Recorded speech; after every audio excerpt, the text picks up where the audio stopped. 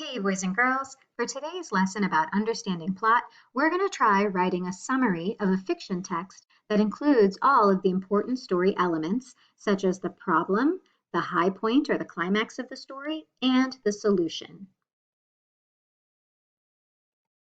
Remember that in A Weekend with Wendell, the problem in the story is that Wendell makes up all the rules when they play and he is not kind to Sophie. The high point of the story is when Sophie teaches Wendell a lesson by treating him the way he has been treating her.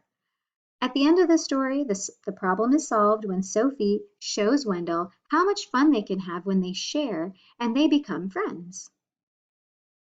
In order to write a successful reading response, I know I have to start my writing with a tag. That means a title, an author, and genre.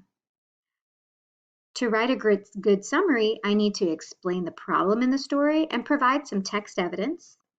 I would need to describe the high point in the story and explain how the problem gets solved and provide some text evidence there as well.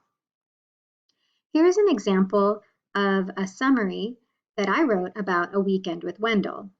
You can see that I've included a tag, the problem of the story, and some evidence that helps support my thinking. I've described the high point of the story. And at the end, I've explained how the problem gets solved and also provided some text evidence that supports my thinking.